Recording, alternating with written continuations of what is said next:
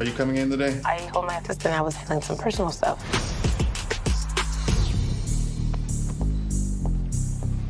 Hi. How is she? Oh. If Molly can't make it, we just would have to keep hanging out. Let me just call her. Hey, what you doing? Reading a book with your reading ass?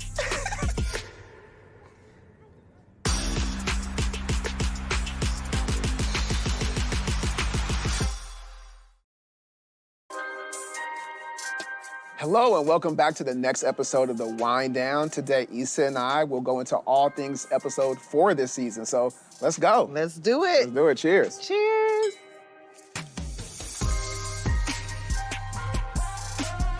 So in Faulty, okay, we get to really see Nathan's world in this episode and what his work looks like. And also ever since Issa cried into his mouth. Yeah, full sobs.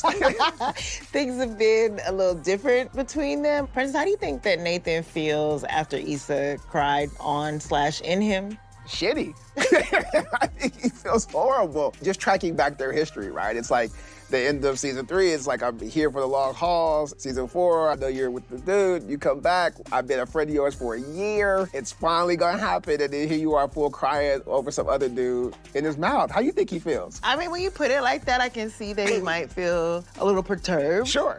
And he expresses it in this episode, which is the most raw guy conversation. Yeah. We can never get to see Nathan, like, just be kind of upset and be raw with his guys, because he's always been there for her, which is something that we combated in the room of just like, why is Nathan always available? Also, then you ask him, can you stay and hold me? Which is like, that is the worst, too. No dude wants to just hold. She did not ask him that, by the way. He just did it. He did, but and it's then he also, left. Like, don't do it half-assed. No dude wants to, like, be that guy. It's a big ask. I think Issa is embarrassed and acknowledges it, but it's also like she's been holding on to this pain from Lawrence for a while, and it had to come out at some time. Well, it came out. Yeah. Why do you think Issa and Nathan are having communication problems? Why don't they know at this point what they actually want from each other? Issa's not necessarily used to expressing the hurt that she's been feeling. And with Nathan, she's also been suppressing any kind of feelings that she's had towards him. Right. And she even expresses that at the end of the episode. Like, you know, she was scared to look stupid and admit that she had feelings. Normally, I'm always caking up for the guys in our series, but this will be a time I kind of feel like some of this is on Nathan. He probably didn't ask himself mentally, can I actually put this to the test and be a friend? And I think the crying in the mouth is that. That's so interesting because I think he did resolve, like, okay, I'm gonna be this girl's friend. I've been like, she's putting me on ice for a year. I've been out here dating. She's helping me throw these events. And like, I have been her friend. How sweet you think that.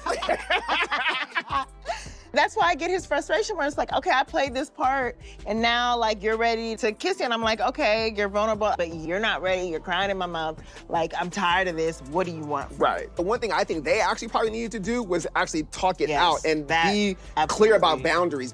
If they talked, we wouldn't have a show. We wouldn't have a show. And I tell Yvonne all the time, if Molly was good and well-centered, we wouldn't have a show. So as you know, in this episode, we meet Nathan's cousin, Thomas, and he brings up a bit of Nathan's past. Right. How do you feel like knowing this backstory and what Nathan was going through mentally is important to inform us about how he might interact with Issa? I think it definitely gives us room for pause. Just by the mere fact that Nathan never says he had a cousin that lives in LA is by proxy of like, wait, how could I have known you all this time? And I never knew of a cousin that was out here. It was obviously fucked up for his cousin to kick him out with no place to go. But I think the way that Nathan handles these confrontations is very indicative of how he may handle confrontations with Issa. He also has a tendency, like to your point, to kind of shut down. He's sort of at the beach, not really being honest. He's sort of in the car, voicing his frustration with his guys, but not really talking to Issa. They're kind of laughing about Paul Wall at the Mexican restaurant. Again, not talking, not saying the thing. So I do feel like he kind of shuts down and Issa's a little bit avoidant. It feels like at his core, Nathan is really scared of rejection. Yeah. You know, I think literally someone saying, get out of our house. Like, you have to find someone else to live. It has scarred him in a way. And I think even with Issa, like he says to her at the end, Like, I can't change how people see me. Yeah. And, you know, if you do see the real me, are you gonna go somewhere? Are you rejecting me? And I think part of him deep down felt like her crying in his mouth was a rejection of him in a way of just like, I don't want you. Right. This I is want all I somebody else. have. Right. Exactly. I want somebody else. That hurt. Yeah. So I do kind of feel for him. Yeah. He's trying to find a footing in a home between not necessarily having one with his biological family. He and Issa are kind of turmoil, things at the shop, just always kind of feeling like you can't be stable. How do you say goodbye to a past relationship while beginning a whole new one?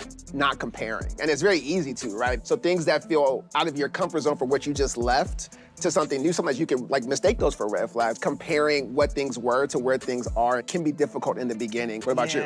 Spending time alone is so important. That for me is the answer, is just cleansing yourself of the past relationship. Do you think Issa did anything romantic with anybody between Lawrence and that Nathan moment in two? I do think that she went out on a couple of dates, but I think her and Molly depended on each other. Like, I'm sure that Issa was like, well, if you're not dating, I don't need to date either. So this is all pretty new for her.